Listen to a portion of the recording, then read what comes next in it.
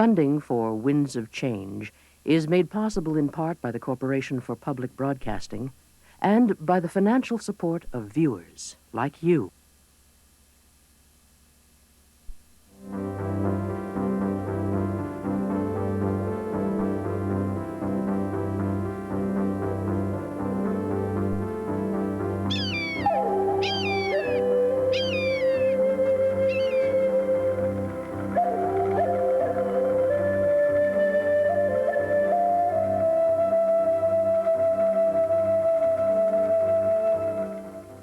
I never consider myself a citizen of the United States or an American citizen.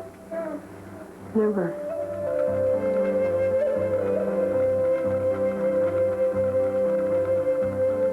I know American people. They're great people. You know, I have many friends of the American people. When you talk about American government, that's something else again.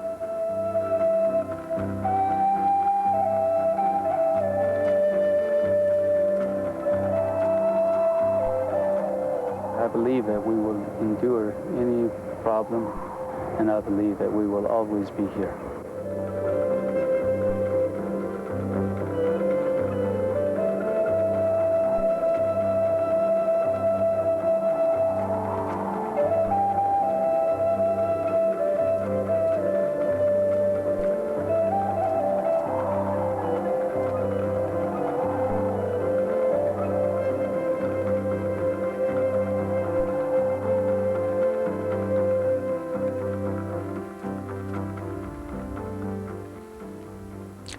Welcome to America, the other America, that is, inhabited by the people, as they called themselves early on, later known as American Indians, a legacy from Columbus. Isn't it ironic that at the time of the Columbus voyages, there was no America, and there were no American Indians? Those names came later. Even the New World, so-called, is a kind of misnomer. I'm Scott Momaday, I'm a Kiowa, and my people have lived here for thousands and thousands of years. The stories I will tell you, stories not only of yesterday but of today, are the stories of nations within the United States. These nations are recognized as sovereigns by the federal government, which negotiated treaties with them, just as with nations of Europe. I'd like to tell you three stories about the peoples of three of these nations. One is about the Navajo, one is about the Lummi, and the first story I'd like to tell you is about the people of the hills, the Onondaga, who live in New York State.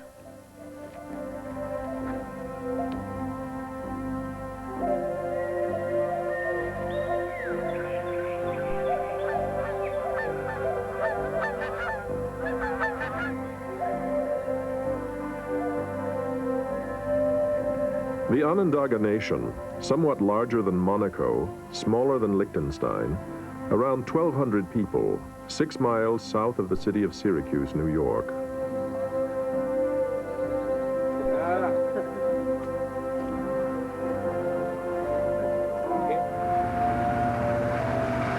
It's the capital of the Six Nations Iroquois Confederacy.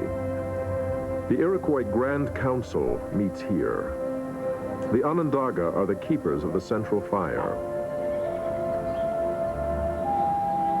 The trappings that distinguish a foreign nation may be missing. No passing through customs, no border guards, but this small Indian nation vigorously defends its sovereign status, its separateness from the large nation that surrounds it.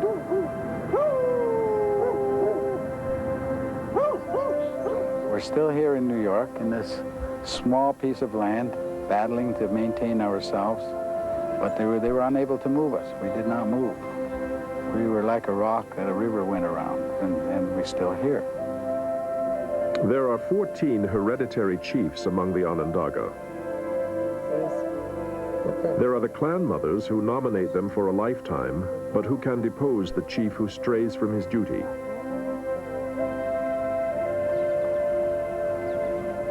There is no police force here. no Bureau of Indian Affairs with federal grants. The Onondaga travel on their own, not United States passports. These are now recognized by other nations of the world. And the symbol, it's our stamp. Clan mother Audrey Shenandoah issues the Onondaga passports. Well, this is just another point in proving our sovereignty as a nation of people, a separate nation of people. I never consider myself a citizen of the United States or an American citizen. Never. We had 3 women who were going to Cairo. They had their American passports. And I said, well, what do you want this for if you're going as an American citizen? She said, well, you know, the Americans aren't in very good graces over there. So she said, if we get into trouble or if we're hijacked or anything, we'll use our Haudenosaunee passport. So, you know, that wasn't really any reason for using our passport. And I was going to tell them, no, I'm not going to give you one. But it's not our way to reject our people. Chief Orrin Lyons defines sovereignty in simple, direct terms. So sovereignty can mean all kinds of things, but what it means fundamentally is the ability for a nation, people to determine for themselves what their life and what their lifestyle is going to be. So sovereignty is quite simple. It's the act thereof. When you're the majority, Ray Elm is a Christian. He calls himself progressive, not a traditional. sovereignty is a big word. It raises hell with some nations and it's good for other nations. Let me put it that way. Name one nation in the world that doesn't have to go and shake Uncle Sam's hand nowadays or go to somebody else. We can't do it all. Christians and traditionals live and die side by side here, but the Haudenosaunee, the Longhouse people, direct the affairs of state. Once, the Six Nations were a force to be reckoned with. The Oneida, Seneca, Mohawk, Cayuga, Onondaga, and Tuscarora made peace among themselves, and they gained control of all the land from New Hampshire to Lake Michigan and the Hudson Bay to Tennessee. Today, land diminished, they reach out to other indigenous people and carry the message of the peacemaker, the legendary founder of the Confederacy, to the world. In 1987, in a London World Conference on Survival, charismatic tribal leader Orrin Lyons met with today's peacemakers, such as the Dalai Lama and Mother Teresa. Humankind has not woven the web of life. We are but a thread of it. Whatever we do to the web, we do to ourselves. Now, you're on Indian land. Political activism, too, has been ongoing in Six Nations history. The 1968 Mohawk blockade of the international bridge between Canada and the United States was the culmination of a long fight for free trade and passage across that border, promised to the Iroquois by the Jay Treaty of 1794. The battle was important to the Red Power movement of the 60s, but the protest wasn't new. It started in 1920, when the Indian Defense League of America was formed to protest lack of recognition of treaty rights by both the United States and Canada. Activism is an outgrowth of the peacemakers' ancient message and a hallmark of the tribe's identity. But tradition, too, provides a rallying point.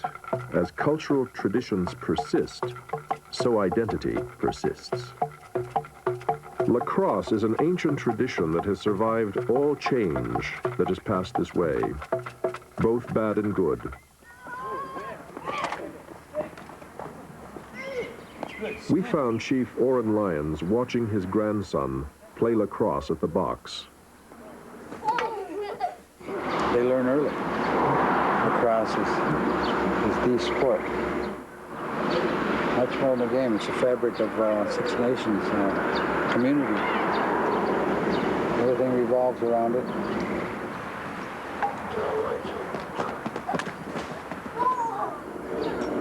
Nice shot.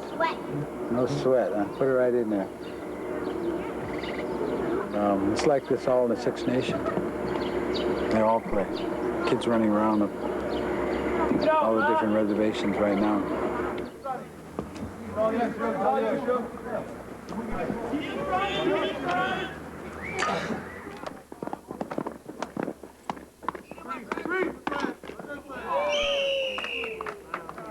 It gives them a reference point. It also allows them to be like the bigger guys.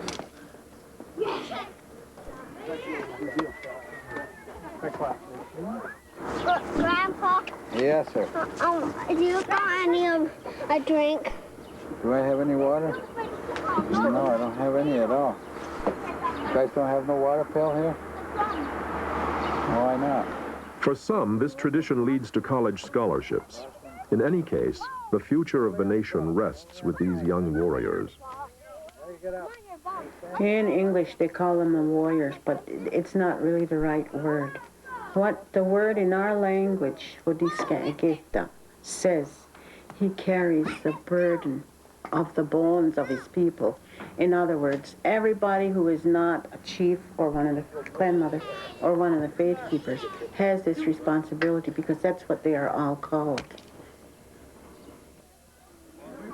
It's a grave responsibility. Survival is still challenged from within and without. It's hard. It's hard, very hard. Our children are wanting genes, they're wanting music, they're wanting all of these things. There's an intrusion, yes.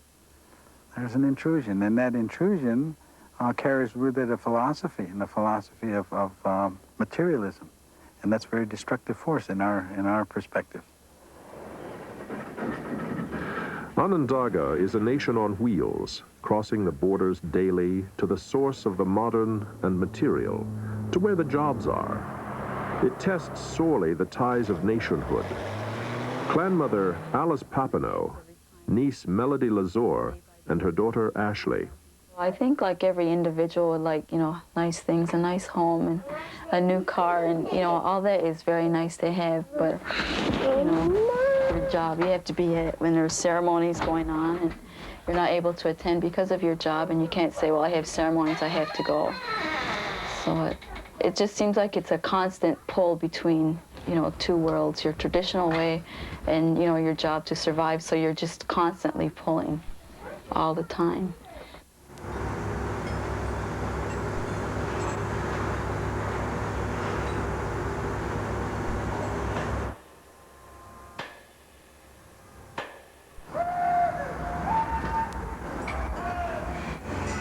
High steel. It's the job that's become a 20th century tradition for Iroquois men. In the crowded cities like New York or Philadelphia, men find a common ground in nationhood. As it often goes with countrymen far away from home, the tales of Iroquois agility and the building of monuments like Rockefeller Center are passed along from father to son.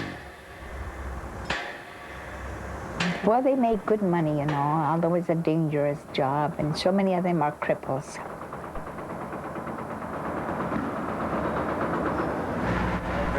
Rather be home. Just don't pay the bills, that's all. There isn't enough work up there in this line to be up there. Sometimes can't make it, gotta work. The way it goes. Something you gotta do. Time for me to go to work. Well, you gotta go back.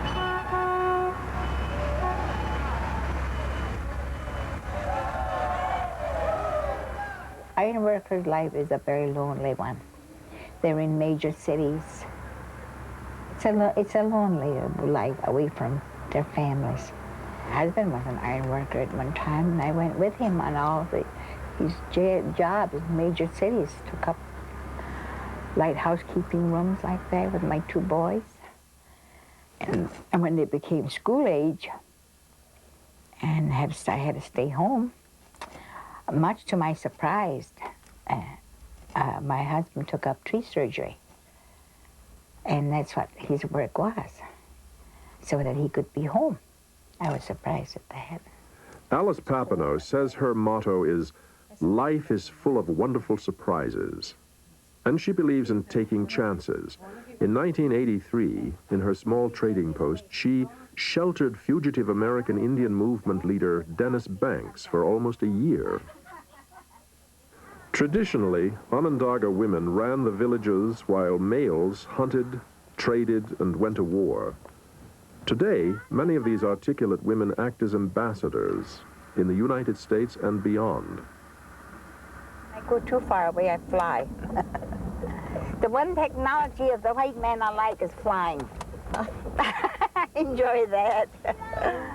Well, we have all kinds of invitations to go to different parts of the country. When the most majestic symbol of the Six Nations Confederacy, the Great White Pine, arrived in Washington, D.C., Alice Papineau was there along with Head Chief Leon Shenandoah and Chief Oren Lyons. According to tradition, the weapons of war are buried in the ground of an uprooted tree, washed away, and the Great White Pine is replanted. Hence we say, we buried the hatchet. In today's times, the idea of peace, world peace, is in everybody's minds. I think that the original symbol, the Great White Pine, that the peacemaker brought way back there 1,000 years ago, is very important today, and it's something that people can grasp, and young children can grasp, and everybody can see.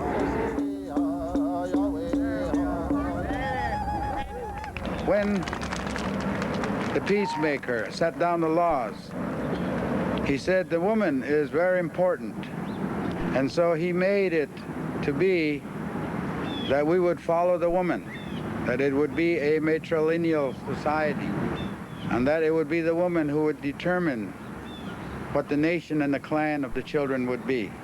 And so in our society, which is so old, he made it so that there could never be a bastard. We have clans as our way of life. And when you have children without clans, you know, you don't have anything left. The nation's membership is based on the clan system. To be part of the nation, one must be part of a clan. Women are the landowners, and their children are of their clan. When an Onondaga woman marries, her husband comes here, and their children will be Onondaga. When an Onondaga man marries, he will leave to join his bride on her land. In 1974, this issue created internal strife. And we had 36 of our youth who married non-Indians. And they brought them back here. Many of them brought their wives back here. No taxes, no rent. After the city of Syracuse and reservation high schools were centralized, intermarriage with non-Indians increased. When the new brides returned to the reservation, they were not part of a clan, nor landowners, and it foreshadowed a time when most people here would be without a clan. On March 26, 1974, the Council of Onondaga Chiefs voted to evict all non-Indian people living on nation land. All we could see was the generations coming when most of our people out here would not have a clan. So something had to be done. It was a difficult and serious decision. Many parents of the newlyweds protested when young Onondaga were told they could either stay without their brides or leave with them. Some stayed, others followed their spouses. That now they're alienating themselves from their nation. They found out how much they lost, you know, by marrying non-Indians. We're intermarrying with all of our Confederacy people throughout the Iroquois Six Nation Confederacy. Our girls are marrying Western Indians and bringing them back here, and they're welcome as long as they enrich the Indian blood. In 1987, the Iroquois Confederacy welcomed a long-awaited recognition from the United States Congress when that body acknowledged the contribution of the Confederacy to the development of the United States Constitution.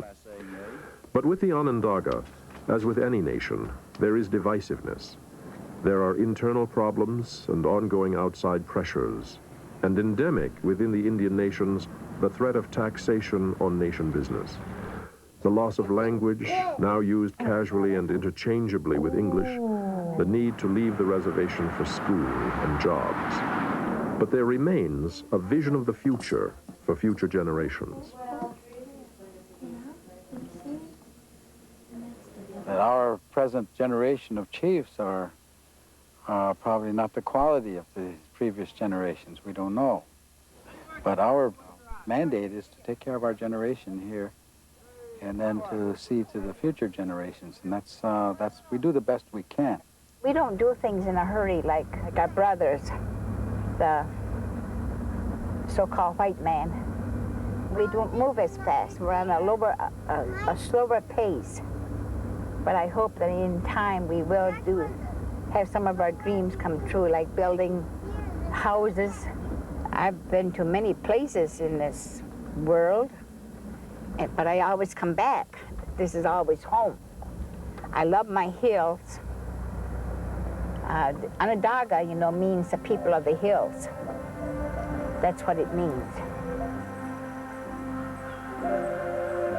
And so this capital of the Six Nations of the Iroquois Confederacy, this small nation of people who travel routinely beyond its borders, is within but not of the United States. This always has been, this is today, Onondaga.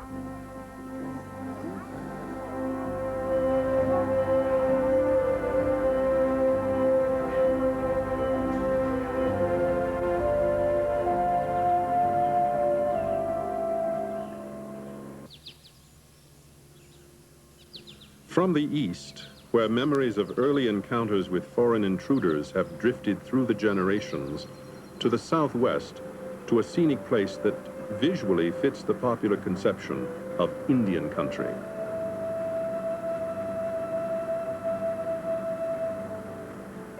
The land below forms the vast expanse of the Navajo Nation.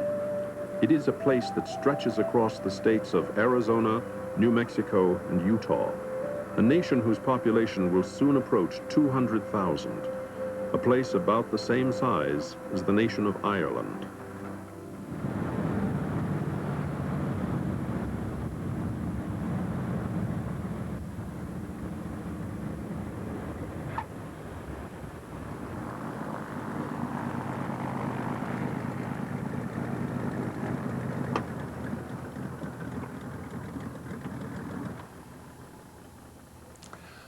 This is a very special place.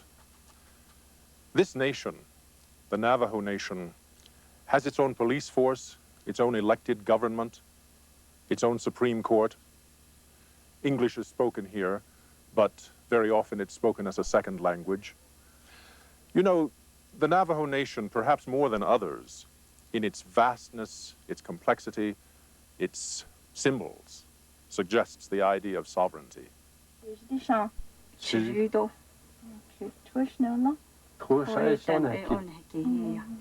first thing you notice is the Navajo language.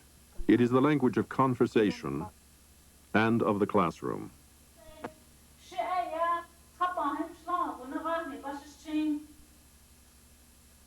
These are my mothers, right? These are my fathers. The language suggests a separate and sovereign nation. Its sovereignty, after all, protected by the Constitution and confirmed by the Supreme Court, that assures each Indian nation of the right to govern in its own unique way, as different from each other as from the United States. Unlike the Onondaga, for example, Navajos remain fiercely patriotic. Here, two nations and two identities are intertwined.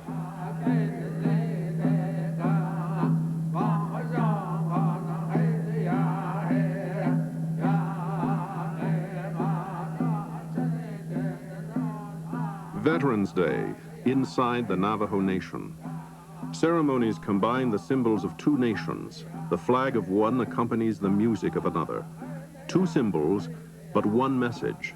Defending one's homeland makes nationhood possible. Why did our soldiers make such a contribution to the freedom of this country? Why did it happen? Why did we have so many heroes among the Navajo Nation? The speaker is Tom Tso, Chief Justice of the Navajo Nation and decorated war veteran. The deeds of our soldiers is consistent with the scripture. The deeds of our soldiers is consistent with our tradition and with our cultures.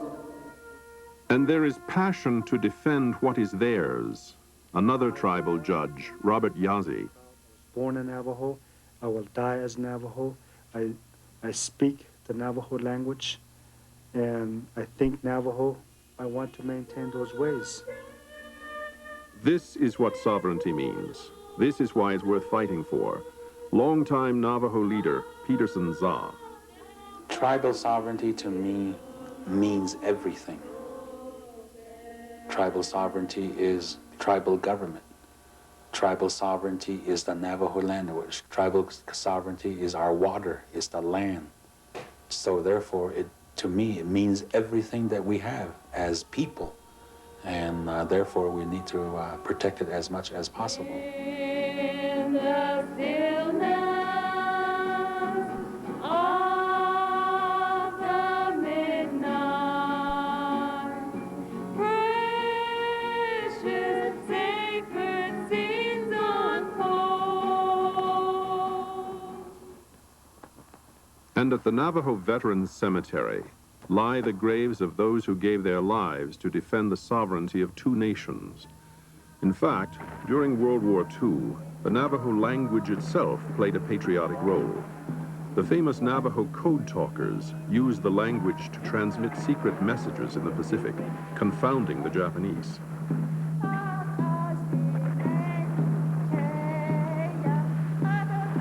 When America won the Battle of the Pacific in 1945, it was with the help of an ancient American language. Yet during this same era, speaking Navajo was discouraged at home. Children sent off to boarding schools were often not allowed to speak Navajo, their native language not acceptable in their native land. Peterson Za. I remember when I was a little boy, I was sent to a BIA boarding school where everything that I saw as a positive, being a Navajo and being an Indian, was being looked at as in a negative way by the instructors and by the dormitory attendants. World War II epitomized the contradictions inherent in Navajo life. Indian soldiers returned home as war heroes, but returned as well to federal policies designed to terminate reservation life. Men who could fight a war, Washington reasoned, no longer needed a reservation. Yet against this backdrop of federal antagonism, tribal institutions managed to survive and eventually prosper. A modern Navajo nation began to emerge. The highest court in this land became the Navajo Supreme Court. Chief Justice Tom So. My philosophy has always been that we should remain distinct, meaning that we should be allowed to maintain our own ideas, our own philosophy, which we found works for us through many years. What's evolved since World War II is a nation of institutions. Patriotism may preserve nations, but institutions make them work. Here there is a distinct judicial system, elected government, schools and police force. All must function from the ground up, and there's a lot of ground to cover. This is a land larger than the state of West Virginia, where sovereignty depends on how well tribal police, for example, can handle cases like this. 6 miles north of Kinkajou Boarding School, complainant is Lucy Wilson. Her 42 is Emmanuel Wilson, has a .22 rifle. An elderly woman threatened by her husband walks 6 miles to a boarding school in order to call the police. 80% of reservation households don't have telephones. Wind drop back to 154. Complaining party will be 1023 at the boarding school in Kinkajou.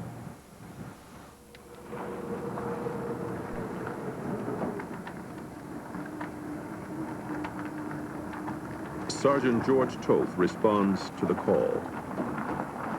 Out here on a reservation, there's no such thing as address.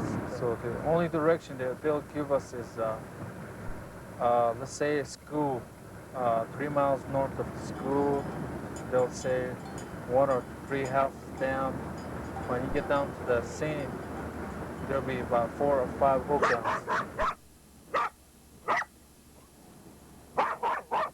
In the end, Sergeant Toth winds up using an old skill to find his way. He follows the tracks.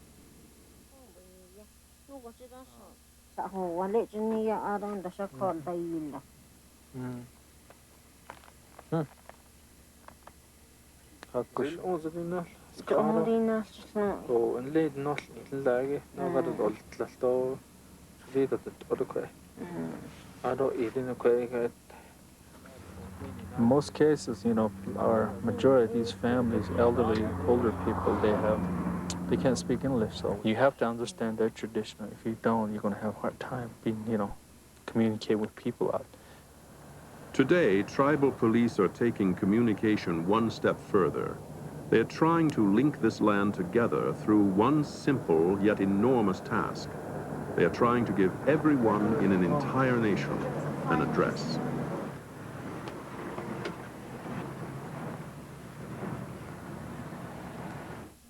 Yate, oh yate. Let's add so then it Ashley, Shaw, who won't be that Jetty, that no. Since Ash. Oh, how on? Doors. Berry. Oh. A traditional Hogan receives a number for the first time. A number, but not an owner. For land here is never owned by a single individual. All land is tribal land. The land is what it has always been, Indian country.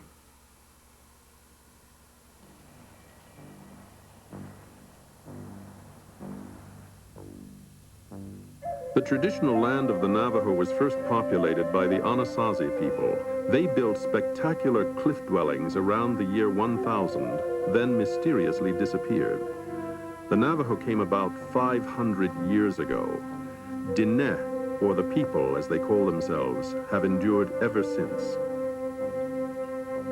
In the 1600s, the Spaniards brought livestock and Catholicism, and the Navajo economy became more sedentary until the arrival of the Anglo-Americans. In the 1860s, military pressure to take over Navajo land increased. A man the Diné called Red Shirt, Kit Carson, spearheaded the drive. Colonel Carson and the cavalry combed the back canyons of Navajo country to begin the forced removal of the Navajo. They were sent on what is still known today as the Long Walk, a trek of some 350 miles to imprisonment at Fort Sumner, New Mexico. The Treaty of 1868 allowed the Navajos to return to their homeland and establish the first federally recognized boundaries of the Navajo Nation. In the years that followed, federal policy towards the Navajo often violated a traditional sense of justice. When soil erosion due to overgrazing became a problem, Navajo livestock were ordered slaughtered, an incomprehensible act to the tribe. Children were taken from their parents, adopted by Anglos, or shipped off to boarding schools. But like other Indian nations who faced injustice, Navajos accommodated change, but never lost their tribal identity. I was home for a Catholic baptismal ceremony in the morning and for a Navajo man's prayers in the afternoon at my sister's home, so it does not ever leave you. Today, Navajo attorney Donna Chavez lives in Albuquerque, but her home will always be the land where she was born. I'm tied to the land. As I was taught, the practice that my family did was to bury our umbilical cords. My mother buried our umbilical cords underneath the doorstep so that we would always come home. And I did the same with my children, and that's the symbolic tie to the land and to the home and to the heart.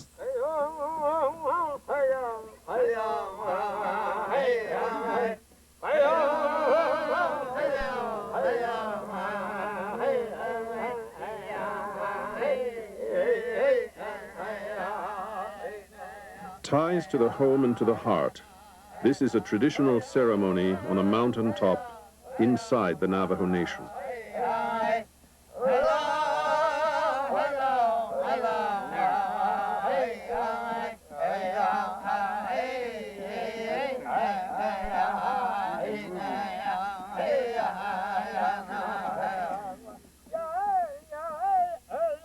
A ceremony and a mountaintop both belong to the larger community, to preserve and to defend. A long time ago, the Indian, the man proved himself by going off to war, you know, being a warrior. Like the warriors of the past, Earl Milford proved himself in combat, winning a Purple Heart in Vietnam. Today, he serves as the unofficial caretaker at the Navajo Veterans Cemetery. I don't feel so lonely when I'm up here.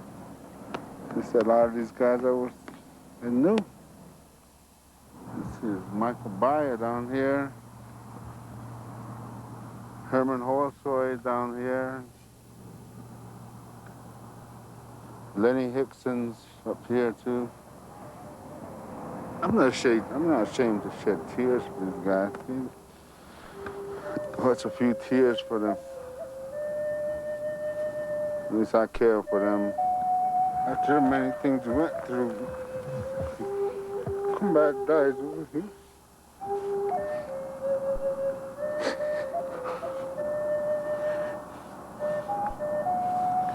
I can still picture the firefights we've been through.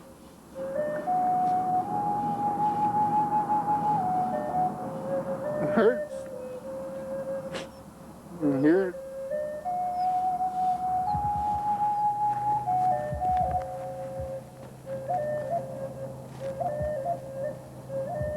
They are latter-day warriors.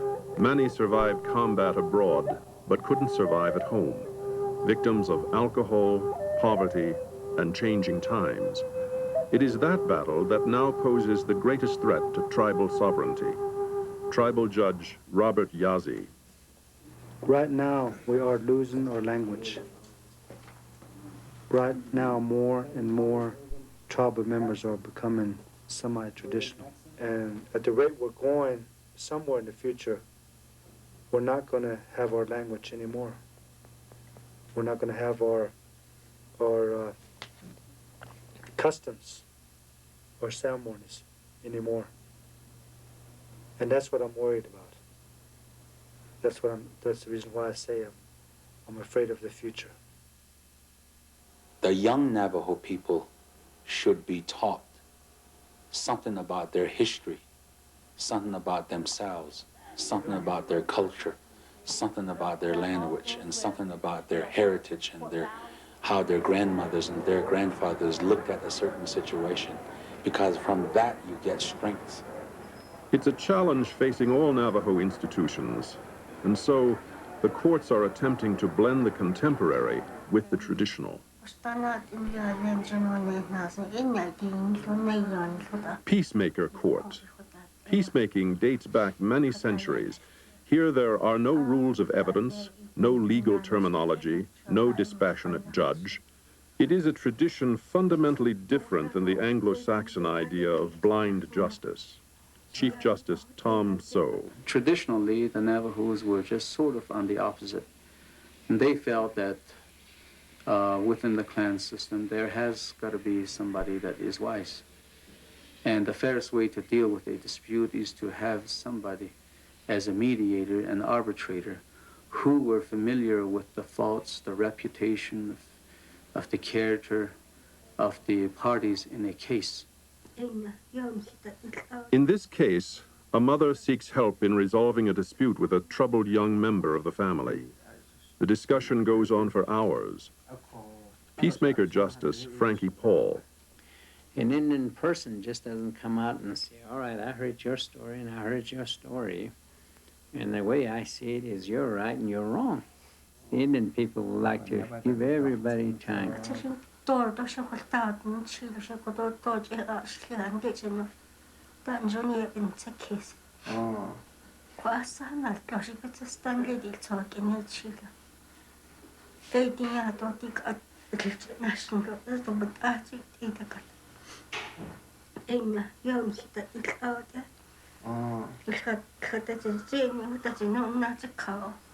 Finally, the tribal elders and the family agree on a course of action. For now, other judicial processes will be avoided. The purpose of Navajo institutions is to help maintain a distinct way of life. In 1989, those institutions were sorely tested by a bitter controversy involving Chairman Peter MacDonald. A committee of the United States Senate had leveled serious charges against the chairman, and a struggle for power between the tribal council and the chairman ensued. As in all nations, internal politics can divide a people. It was a chaotic and troubled time, but in the interest of preserving sovereignty, the Navajo resisted an outside solution to internal strife. Judge Robert Yazzie. It's our problem.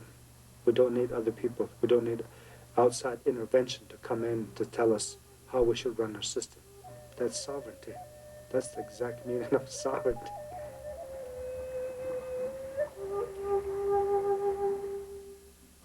External pressures and internal threats will no doubt continue to challenge the unique sovereign status of this nation as it strives to direct its own destiny, as it persists in the defense of its homeland.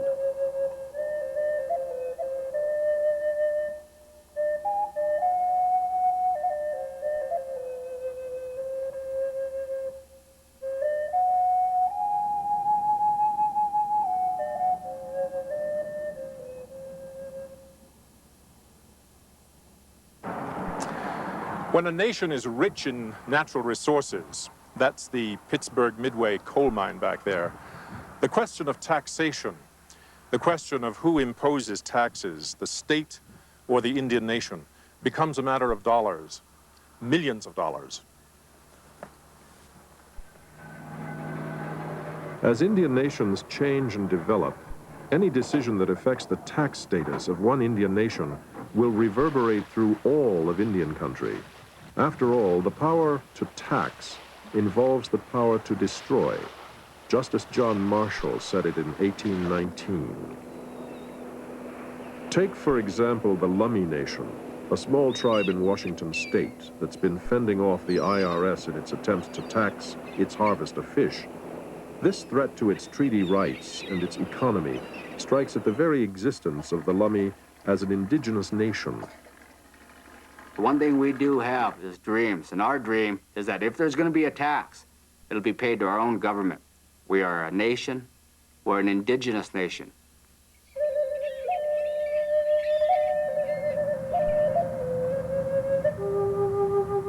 They are an island people, a canoe people, who once owned, by virtue of use, the beautiful San Juan Islands.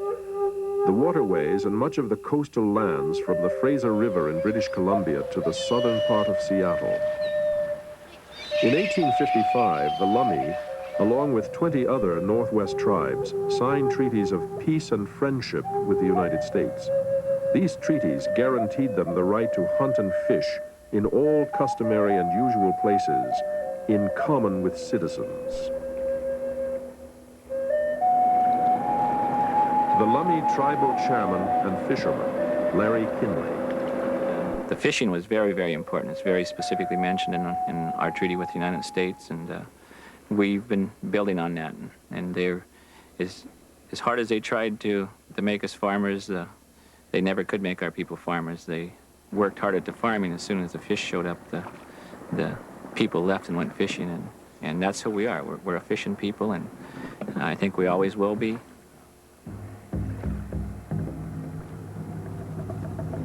The Lummi have had ample opportunity to hone their legal skills.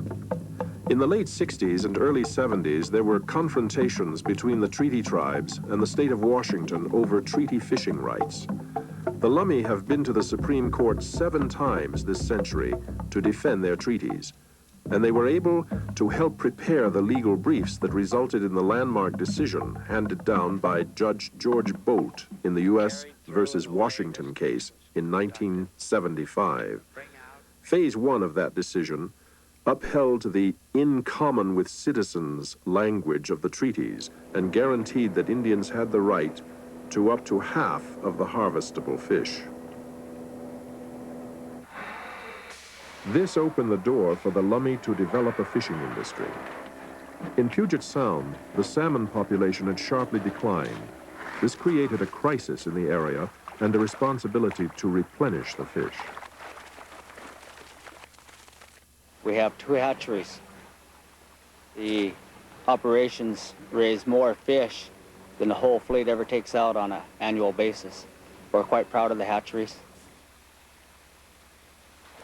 Not too hard to do. This was a business the Lummi knew, unlike farming. And because of that, and the cooperative spirit that defines this people, the industry grew.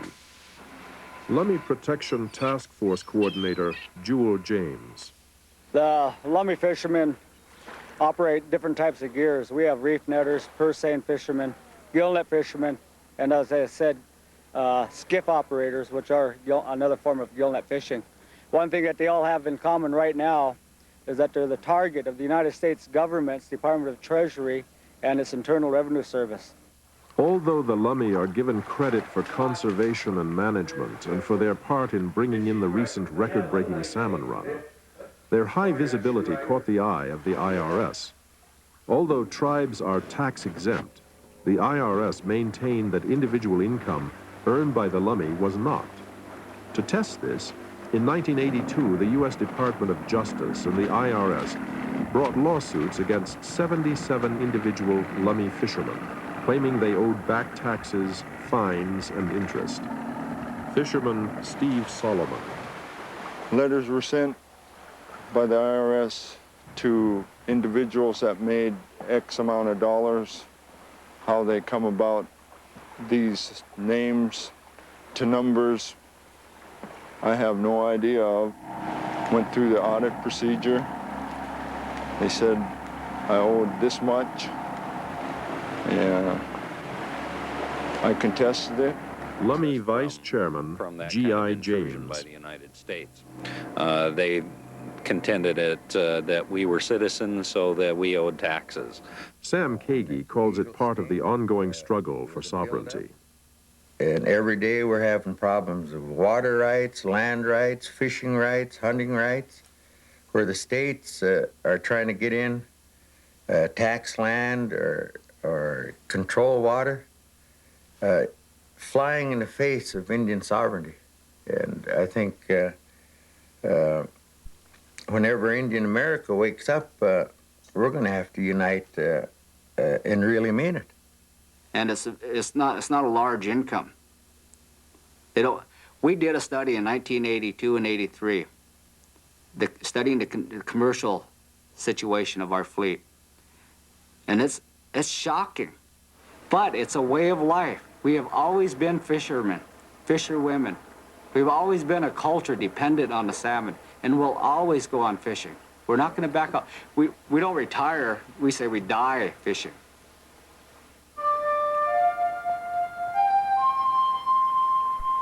Kenneth Cooper looks to the salmon as a symbol of persistence and strength. We come up here and we swim where the salmon spawn. This is where the salmon come up here and spawn in these swimming holes. We come up here and we swim hoping that we'll get something, like those little salmon have when they come out of their eggs. And they have the strength to go out into the ocean and fight the environment they've got to fight. No matter what they've done to us, we've managed to survive. Our traditional ways have managed to survive clean up into the 1980s.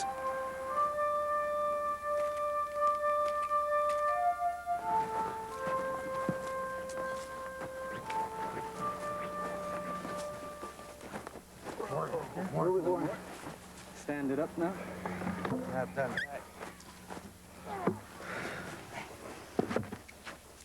We're an ongoing living culture.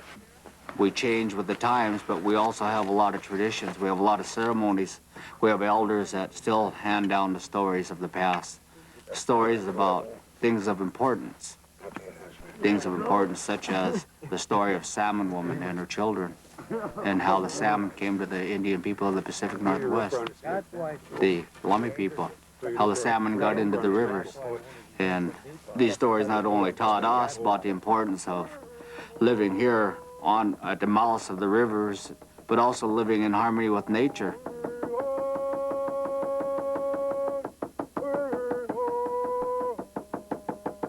In the spirit of living in harmony with nature, Phase 2 of the boat decision guarantees the Indians the right to not only dip their nets into the water, but the right to not come up empty. Thus, a right to have the salmon habitat protected to the point that the salmon runs are preserved. But the Lummi have moved beyond the courts to communicate their attachment to this place, and as a people and a nation, the right to determine their future. One in the other and one in the other, so that we can all share together as It's a traditional talking circle. After 2 years of planning and negotiation, the Lummi and the State Department of Natural Resources are meeting this way for the first time. They will try to bring together the needs of both the bureaucracy and the tribe, and consider both in plans for long-term use of land and resources. Here, they have moved from the formal meetings into a more evocative arena. So that future generations can work together more closely in harmony. It's difficult for our people from the reservation to come and be in a situation like this. It's hard for our people to share what we hold sacred. Please don't mistake us, the messengers, for the message.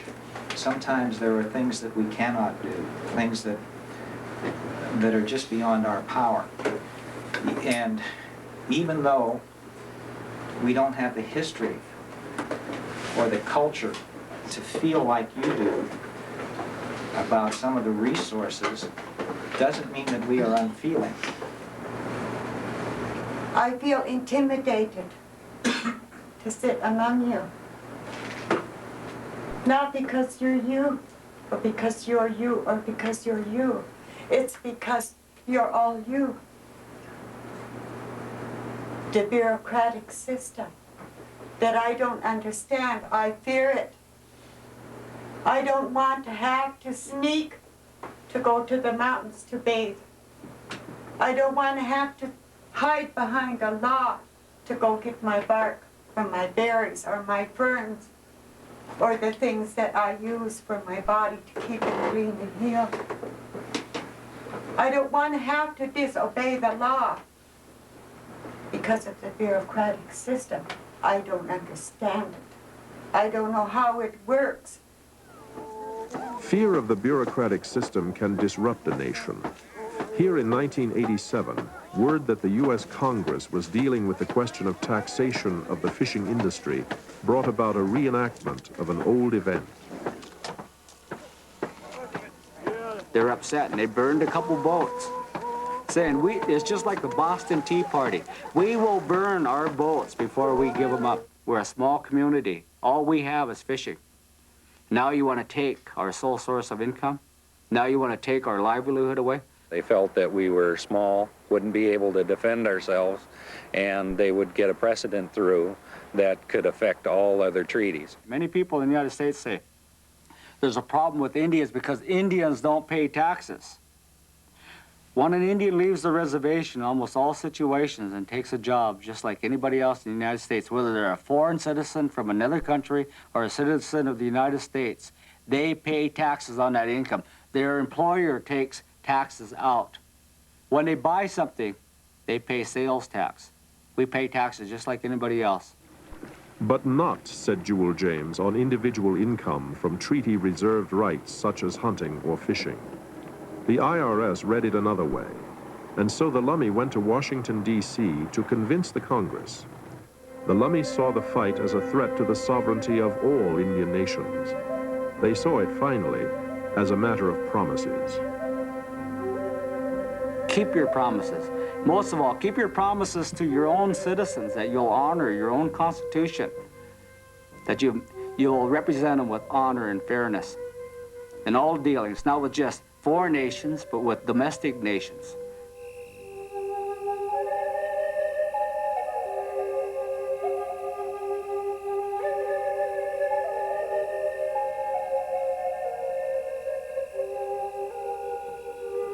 On Veterans Day 1988, Ronald Reagan signed the bill that gave the Lummi a victory in this battle for sovereignty. The bill recognizes the intent of the treaties, and it exempts Indians and Indian nations from federal taxation on any income derived from fishing in those places that are secured by treaty. Legal scholar Charles Wilkinson concludes that the old laws emanate a kind of morality profoundly rare in our jurisprudence. As he points out, real promises were made, and the Senate of the United States approved them, making them real laws.